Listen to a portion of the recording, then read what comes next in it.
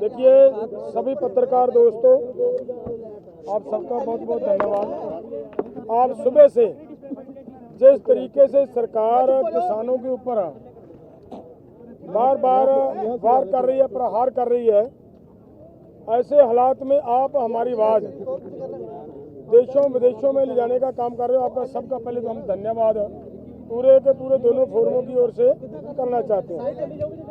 देखिए, आज की पीसी के माध्यम से हम ये कहना चाहते हैं कि देखिए, हमारे माननीय प्रधानमंत्री जी अगर किसी भी देश में जाते हैं, सबसे पहली बात उनकी ये होती है कि भारत दुनिया का सबसे बड़ा लोकतंत्र। अगर भाई ये लोकतंत्र है तो लोकतंत्र के अंदर हर व्यक्ति को अपनी बात रखने का मौका दिया जाता है। हमारे संविधान ने हमें राइट दिया हुआ है, और जो हम बात रखना चाह रहे हैं वो भी कोई नई मांग नहीं है, वो सब की सब हमारे साथ की हुई कमिटमेंट्स है सरकार की, और उन कमिटमेंट के ऊपर सरकार का ध्यान दिलवाने के लिए हमने बार बार डिमांड चार्ट दिए, बार बार इनको अलग अलग माध्यम से पहुंच करने का प्रयास किया, लेकिन सरकार ने आज तक उनके ऊपर कोई किसी तरह की भी सीरियसनेस नहीं दिखाई। और ऐसे हालात में अगर देश का किसान, आज जो सरकार है, ये जो हमारे साथ कमिटमेंट्स होती हैं, ये हमेशा पॉलिटिकल फैसले हुआ करते हैं। जिन्होंने पॉलिटिकल फैसले दिए हमारे पक्ष में, हमें बात कही, कमिटमेंट की, उन्हीं के रहते हमारी जिम्मेदारी बनती है कि हम अपनी बात वहाँ रखें। वो रखने के लिए देश का किसान आज दिल्ली जाने का प्रोग्राम लीका था। पिछले कुछ दिनों से प्रोग्राम लीकने के बाद सरकार की बार बार हमारे साथ बातचीत होती रही है।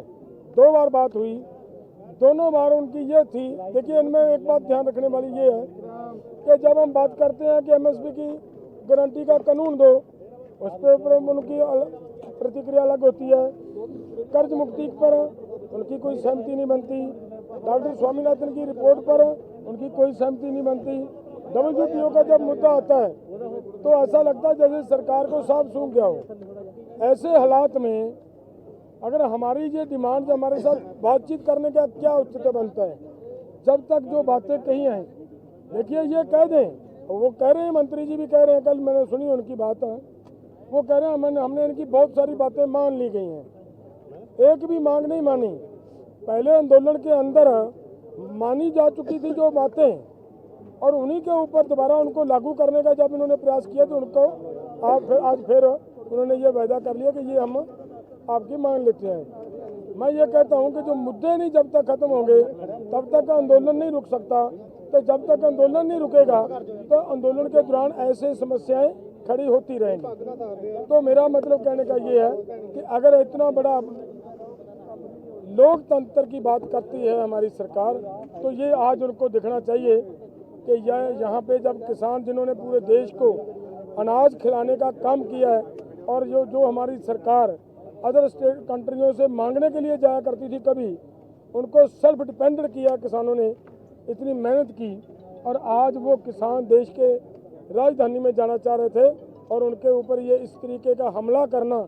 और मैं ये कहना चाहता हूँ, जिस तरीके का हमला किया, हमारे लगभग 60 के करीब नौजवान घायल कर दिए गए हैं आज के इस घटनाक्रम में, और उन्होंने पूरा जबर का मुकाबला सब्र से किया है। वो समझदार बन चुके हैं कि हमने आंदोलन जीतना है। सरकार इस आंदोलन को हराने के लिए उनको अग्रेसिव करने का प्रयास कर रही है, और उन्होंने बड़ा हिम्मत से इसका मुकाबला किया। बाकी बात हमारे भाई साहब अंधेर साहब करेंगे। देखिए, आज पूरे भारत के इतिहास में, भारत की राजनीति में आज काला दिवस है, और देश के किसान मजदूर पर जिस तरह से मोदी सरकार ने हमला किया है, ये शर्म वाली बात है। मैं आपको बताना चाहूँ, जो दुनिया के सबसे बड़े डिक्टेटर हुए हैं, बड़े लोग हुए हैं, उनको हराना इतना आसान नहीं होता। पंजाबी में हम बोलते भी अपनी मड़ी आप पुट लेंदे थे, तो वो अपनी मौत खुद खरीद रहे हैं किसानों पे हमला करके, जो हम देख रहे हैं। हम आज भी कहते हैं, माननीय प्रधानमंत्री जी, हम इस देश के किसान और खेत मजदूर हैं। हमारा दिल्ली के जाना आने का सवाल नहीं है, हमारा आपसे लड़ना आने का सवाल नहीं है। हम मांग रहे हैं MSP गारंटी कानून, C2 + 50% डॉक्टर स्वामीनाथन कमीशन की रिपोर्ट जो आपने मानी हुई है, और देखिए ये आपके माध्यम से जानी चाहिए। वो बोल रहे कमेटी बना लिए, हमने बोला सीएसीपी में जो आप अनाउंसमेंट करते हर 6 महीने के बाद अपनी एमएसपी, वो पूरी आप उसके चर्चा करने के बाद करते हैं, तो उस 23 फसलों के बाद जहां आप एमएसपी का अनाउंस करते हैं उनके ऊपर खरीद की गारंटी का कानून बना दीजिए। भाग निकले, तो वो कुछ करना नहीं चाहते। कर्ज के ऊपर हमने बात की तो बोले कमेटी डिसाइड करेगी कितना कर्ज है कितना नहीं। बोले देखो बैंकों का कर्जा है, ये 10 दिन में सारा डेटा सामने आ जाता, सबको मालूम है कितना देश के किसान मजदूर के ऊपर कर्जा है। तो मान के भी जब हमने ये सवाल किया कि आप कहते हैं देश में कानून है, कानून व्यवस्था रहेगी, ठीक है, और कुछ केसों के ऊपर वो जीनियस क्राइम बोल रहे थे हमारे केसों के ऊपर। हमने बोला क्या लखीमपुर खीरी को आप जीनियस क्राइम नहीं मांगते? बोले मानते हैं। तो बोला आपका जो मंत्री है अजय मिश्रा टैनी, उसके ऊपर 120B का पर्चा है साजिश करने का, तो आपके मंत्रिमंडल में बैठा हुआ है, उसको निकालिए। उसके ऊपर कोई जवाब नहीं था। जिससे बिजली संशोधन बिल के ऊपर भी बिल्कुल तथ्यों से हटकर मंत्री महोदय ने बात की। अब बातें तो हमने सुनी इस माहौल में भी, जब हरियाणा पूरी तरह कश्मीर वैली में बदला गया, हमारे आदमी महाराष्ट्र में गिरफ्तार हुए, हमारे आदमी मध्य प्रदेश में गिरफ्तार हुए, हमारे आदमी उड़ीसा में गिरफ्तार हुए, फिर भी हम वार्ता करने गए। हमारा मन साफ है कि हम मिल बैठ के इस मसले का हल करना चाहते हैं। जब हमारी किसी ने नहीं सुनी, फिर हमारा आगे बढ़ना मजबूरी था। आज सारा दिन मुझे पता 100 से ऊपर जख्मियों की लिस्ट है, मुझे अपनी यूनियन का पता है 15-20 वर्कर हैं। एक के मुंह पर शेलिंग बहुत जोर से लगी है, उसको ऑपरेशन कराना पड़ेगा। जो मैं शेलिंग दिखा रहा हूँ, मुझे फौजियों ने बताया, आप पढ़ लीजिए इंग्लिश में, ये किसानों के ऊपर शेलिंग की नहीं जा सकती, ये शेलिंग हो रही हमारे ऊपर देशद्रोही। तो जिस तरह से बुलेट इस्तेमाल की जा रही है रबड़ की या बड़ी बड़ी, वो बुलेट आम किसानों के आंदोलन पे इस्तेमाल नहीं होती है। तो ये दुनिया का सबसे बड़ा जबर ये जो लोकतांत्रिक देश उसमें हो रहा है। हम आपके माध्यम से कहना चाहते, पूरा देश देख रहा है, अगर इस तरह की सरकार देश के किसान और खेत मजदूर से ऐसा करती है तो भारत के 140 करोड़ लोगों को दोबारा सोचना चाहिए। हमें इस तरह की सरकार नहीं चाहिए। आज भी हम चाहते हैं हमारे मसलों का हल किया जाए। और दूसरा मैं फिर बोलूँगा, पंजाब के यहाँ युवा हैं सबसे, मीडिया ठीक है उनकी अपना प्रोपेगेंडा है, ये मीडिया कर्मी है मेरे सामने खड़े हैं। मीडिया हाउस और होता है, मीडिया कर्मी और होता है। मीडिया हाउस की पॉलिसी होती है, हमारे बच्चे वहाँ काम करते हैं रोजगार के लिए, उससे बदतमीजी ना करें। जो उसको मीडिया हाउस एजेंडा देगा उसने उसी पे काम करना है। 100 मजबूरियाँ, ये भी हम बोलते हैं। ठीक है, हमारा आंदोलन है, पीसफुल चल रहा है, चलाएंगे।